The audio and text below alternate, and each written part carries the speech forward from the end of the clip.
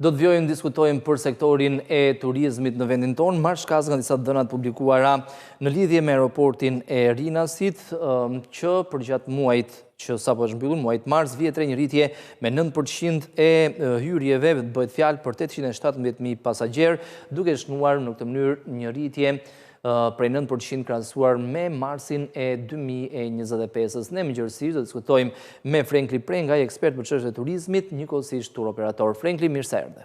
Shëndetje.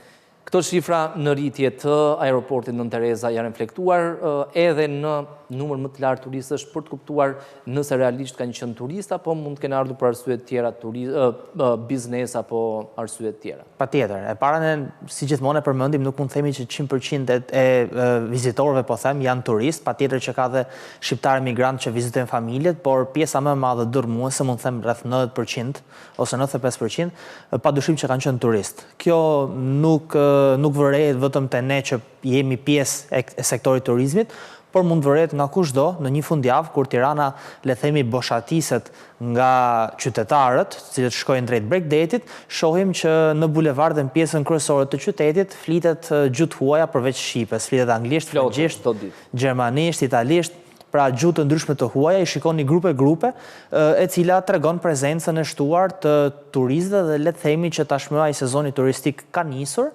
shumë më herët se ne që kishim parashikuar dhe që shpresojmë se do të vazhdojë kështu.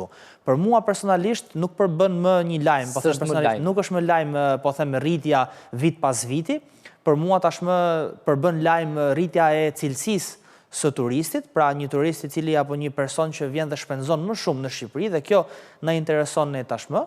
E kemi kaluar mendoj fazën ku ne do të gëzohemi vetëm me një numër të lartë turistësh, por tashmë do të shkojmë drejt një turizmi, le të themi, më elitar. Si ta bëjmë këtë, Frenkli, që ata janë, kam përshtypjen, turistët janë të gatshëm të shpenzojnë më tepër, por duhet jemi ne të zgjuar, të ditur për t'i bërë ata të shpenzojnë. Patjetër, rritja e faciliteteve, rritja e shërbimeve, pra përmirësimi i këtyre shërbimeve, ku unë ritheksoj gjithmonë sa herë po them diskutojmë për këtë pjesë, edhe mes miq, por edhe në diskutime, po them biseda serioze, ku i vë në dukje ne duhet me do e mos të rrisim, po them, investimet në infrastrukturë.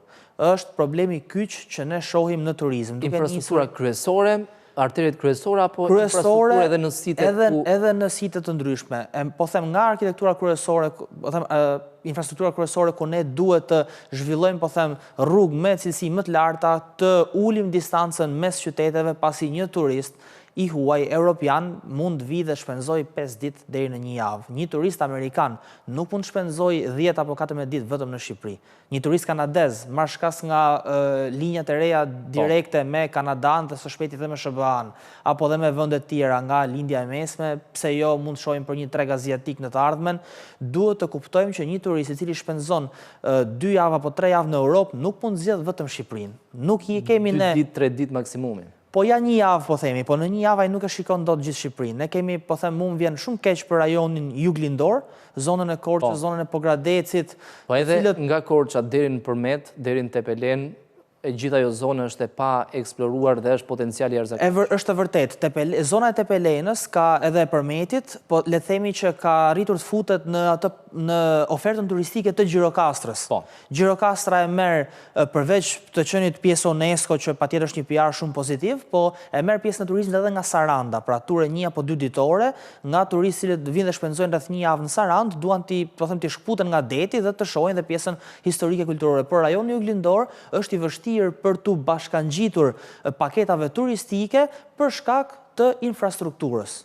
Kjo sepse rajonin e Veriut i lidh shumë mirë me Shkodrën, Shkodra nga Tirana është afër, Dibra po ashtu është një rajon të cilin tashmë ne mund ta fusim me paketa turistike me lehtësi të madhe, duke qenë se është 1 orë gjys nga Tirana, ndërkohë rajoni juglindor dhe me problematikat që kishim para disa kohësh, përsëri është problem dhe mua më vjen keq që ka mbetur si rajon, po them, jo dytësor, por i veçuar pak në krahasim me paketat turistike. Nuk mund bëjmë ato unazat, po them, karakteristike, ku nisesh nga Tirana dhe kthehesh përsëri në Tiranë nga një rrugë tjetër duke përfshirë sa më shumë destinacione. Kështu që rritja e infrastrukturës është problemi kryesor dhe duke arritur edhe tek infrastruktura, po them, në pikat më të vogla, siç është lokale, siç është brenda qyteteve, transporti publik, ku ne para disa kohësh pam ato, po them, qytetarët në Tiranë, reduktimin e flotës, është një problem shumë i madh. Ne do të kuptojmë që marrim turist nga Europa, cilët transportin publik e kanë prioritet.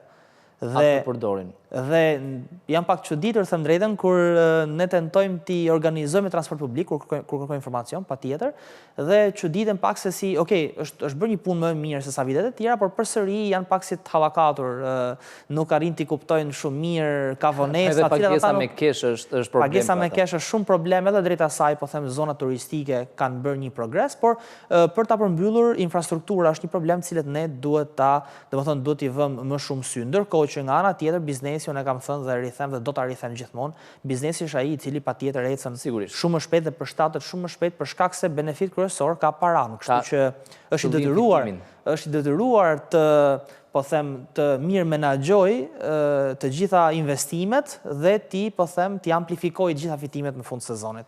Çfarë vizitojnë turistët e huaj gjatë jashtë sezonit turistik? Pra, nëse marrim rastin konkret, nga janari deri në prill që jemi. Kemi shumë fundjava, kryesisht në fundjava janë turist, italian pafund. Unë me shaka e them që me që jemi dhe italianët janë në vend me që jemi dhe në prill kemi një ripushtim të Shqipërisë, por tashmë në aspektin turistik dhe financiar. Për mirë, pa diskutim.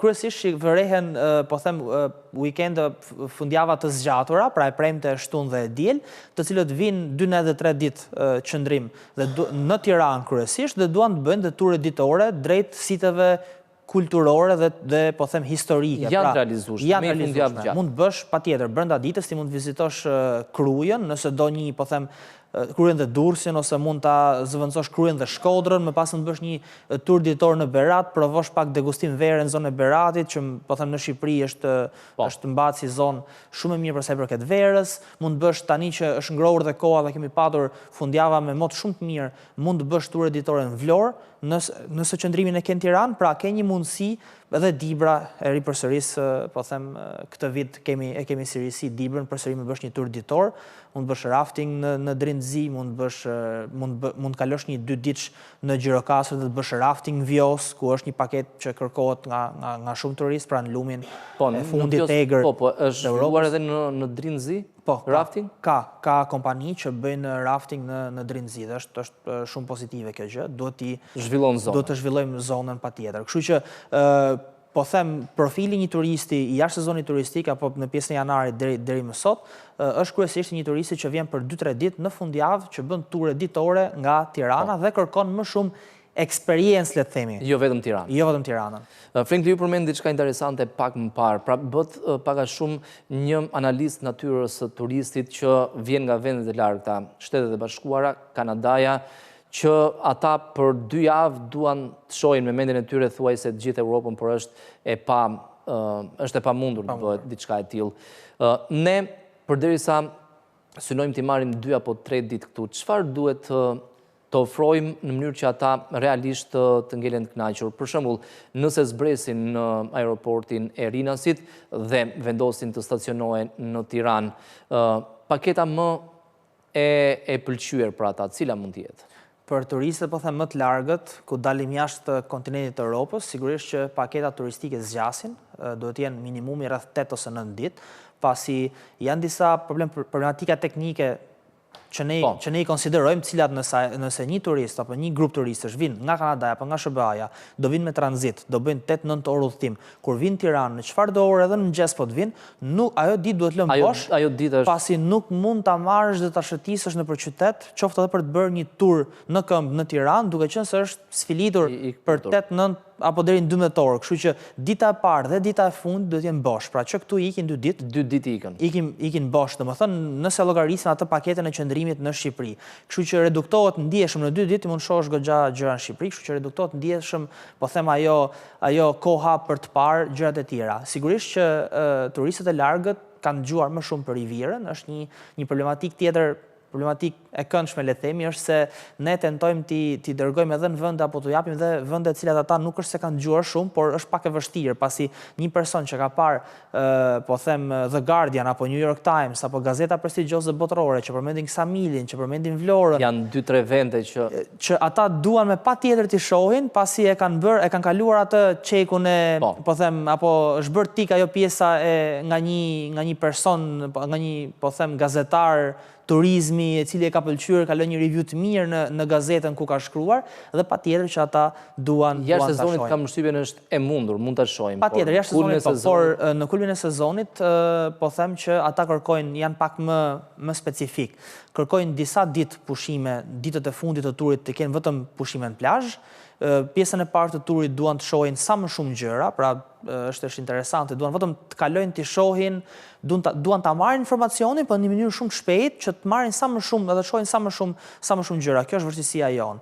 Dhe sigurisht që në një treg më të largët, dhe besoj se duhet të fokusohemi edhe këtu, në një treg më të largët vijnë turistë pak më cilësor. Pasi do të kuptojmë që Amerikani që vjen dhe sheh Europën është i një, po them, niveli më të lartë shoqëror edhe ekonomik se sa pjesë të tjerë. Pra një Amerikan që sheh Europën është wow, dhe ai ka ndarë një buxhet goxha më të madh se sa një Europian që vjen, po them, për të parë një vend të Europës që shikon për 2-3 ditë. Kështu që ne duhet të bëhemi gati që të presim, po them, klientë të cilët janë në një, po them, stad më të lartë ekonomik dhe kërkojnë akomodim kryesor me 5 yje, shumë të mirë, të cilët fatkeqësisht na akoma nuk jemi gati të marrim flukse të mëdha. Jo më larg se dje, më mbeti në mendje, nuk pata kohë t'i përgjigjem, sapo të mbaroj intervistën, do kthehem në punë. Mos haro. Dhe t'i përgjigjem, ishte një, po them, tour designer, i thonë, që dizajnoi itinerare dhe ua sugjeron, po them, të një pjesë të shoqërisë që quhen high class, që duan hotelet fundit dhe kërkon që të gjithë udhëtimi në Shqipëri për 8-9 ditë do të shkojë dhe shoh high class të gjithë, do shoh hotele me 5 yje, do shoh makinat, domethënë apo pjesën e transportit e don të fjalës fundit, pra don çdo gjë e don elitare dhe është pak problem, të jemi sinqert. Ne se kemi krijuar gjithë zinxhirin elitar me 5 yje, mbase nuk janë zyrtarisht të certifikuar me 5 yje, por kam përshtypjen që ne kemi hotelet cilat kanë standardet e 5 yjeve, pavarësisht se nuk janë të vendosura zyrtarisht ato yje. I kemi në numër të vogël, duhet rritet, por do të kuptojmë edhe këtë. Zyrtarizimi është diçka e cilët turisti elitare shikon në momentin e parë, domethënë, nëse emra ndërkombëtar patjetër që janë një plus.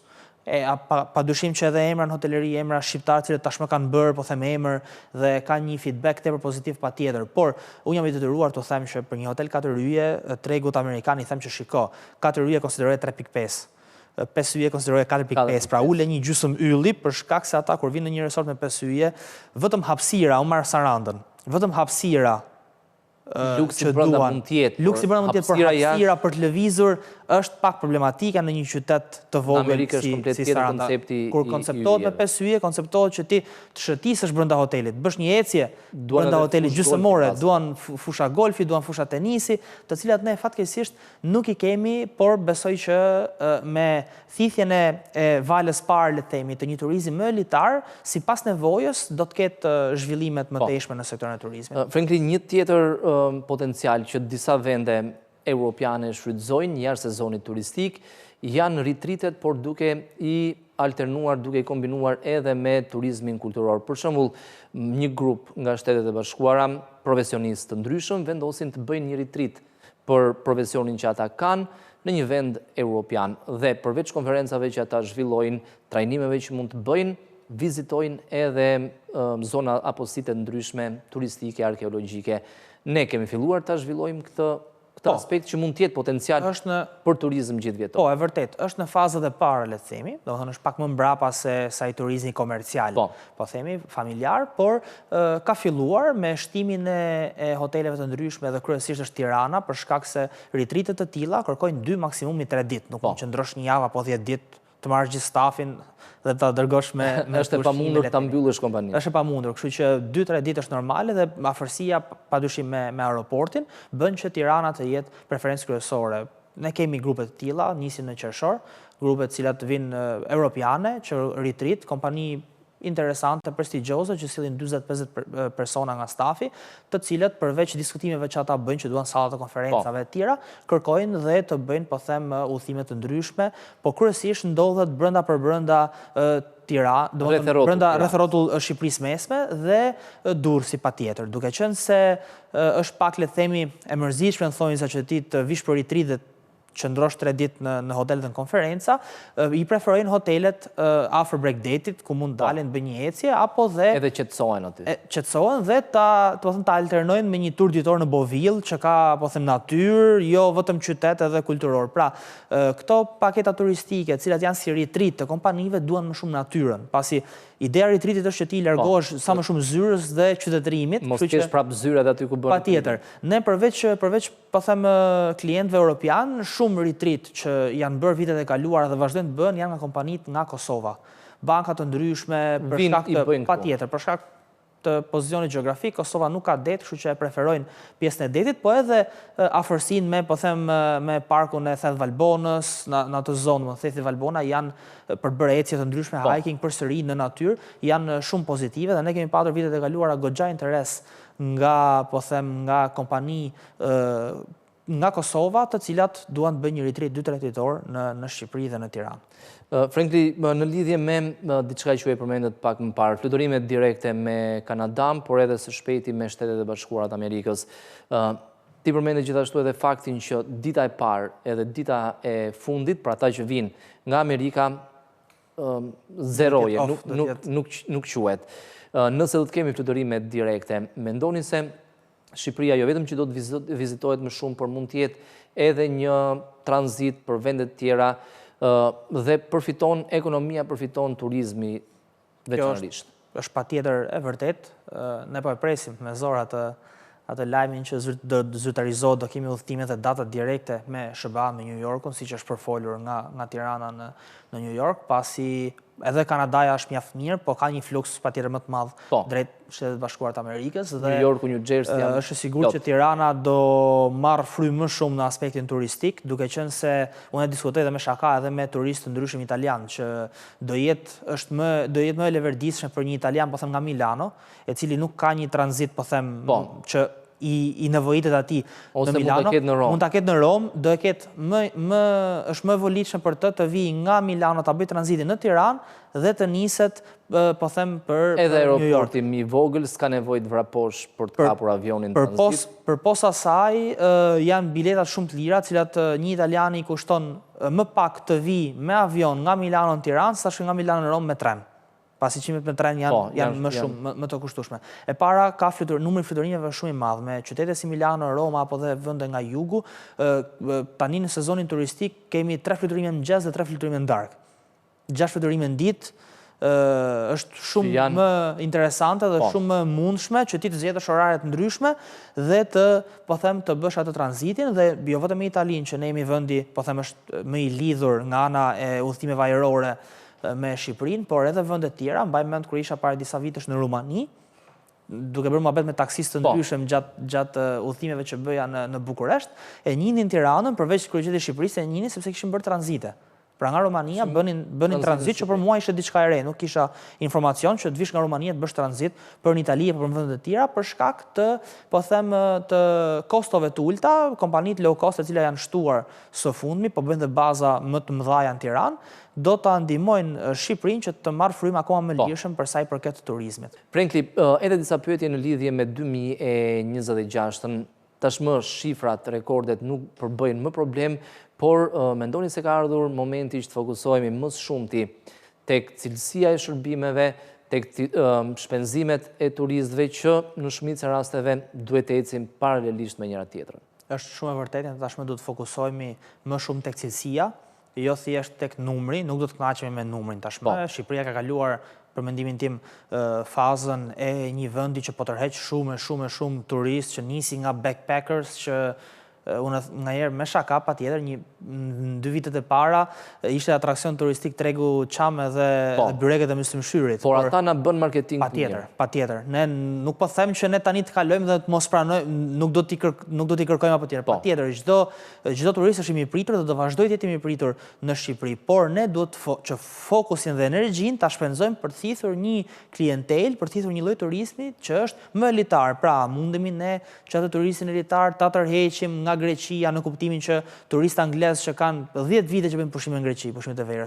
A mund t'i tërheqim ne? Korfuzi për shembull është atraksioni kryesor për britanikët. A mund t'i tërheqim ne edhe në Sarandë sa aty është? Sepse 40 minuta një orë me tragjet. Nis nga turi ditor, vjen një kompani, e pëlqen si qytet, e lidhe me Gjirokastrën, e bën disa ditore, në qitesh Tiranë, Alpet, edhe e zgjeron në përmbyll. Prandaj mendoj që edhe puna është më e lehtë, le të themi, me turistë cilët kanë paketa all inclusive, që shpenzojnë shumë, pasi mundësia për të lëvizur është shumë e madhe. Pra, për të bërë një larmishmëri paketash është shumë e madhe, kur ti ke në dispozicion patjetër një shumë më të madhe apo një buxhet më të madh për sa i përket sezonit turistik. Por, ajo që duhet të them është që me rritjen e kësaj cilësie, patjetër që përveç rritjes, po them, të shërbimeve të biznesit privat, marr shkas edhe nga materiali që ndoqëm live, duhet të mendoj që ta minimizojmë në maksimum, pra të kemi 0 punime të paktën gjatë sezonit turistik.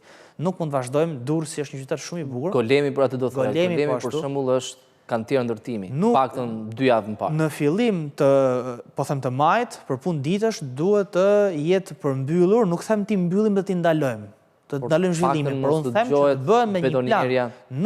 Nuk besoj që një turist elitar, apo qoftë edhe një turist normal, le themi, apo si unë që shkojnë fundjava jashtë vendit, po them, nuk mundet tani të kalojmë në Vlorë edhe të shohim që vazhdon bët pedonalja në qershor, korrik dhe ngushtë.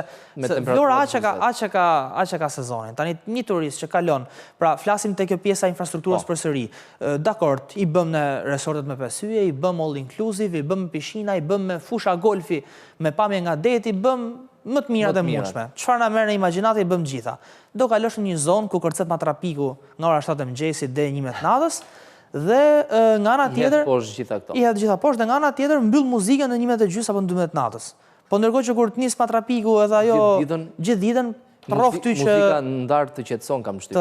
Të rrof që mbylle. Pra, është ideja që duhet të kalojmë në një plan më të mirë menaxhuar dhe nuk mund t'ja lëmë më rastësisë, nuk mund t'i lihen rastësisë 12 milion vizitor që vizituan Shqipërinë vitin e kaluar, domethënë është e pafalshme kjo pjesë. Do të ishte si kanë ato shprehje amerikane që plagos veten në këmbë.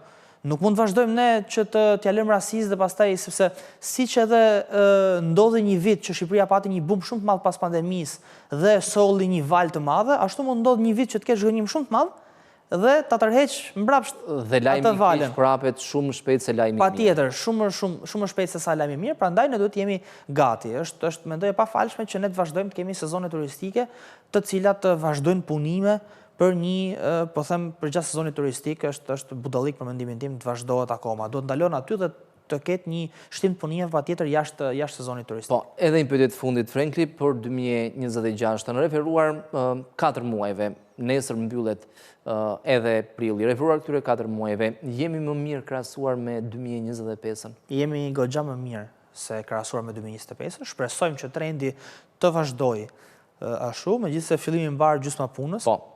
Mendoj që do të ketë, unë diskutojmë shpesh edhe për luftën linjët mesme, padyshim që ne jemi kundër luftës, çdo person është kundër luftës, por Shqipëria pritet të paktën në teorinë letër, pritet që të ketë një prurje më të madhe dhe a do jemi ne gati që të kemi, domethënë të presim një fluks më të madh për sa i përket luftës, se nuk është vetëm ideja që po ndodh lufta në linjët mesme dhe nuk po shkojnë më në Turqi apo në zona të tjera të cilat rrezikohen dhe po vinë në Shqipëri. Nuk është vetëm kjo.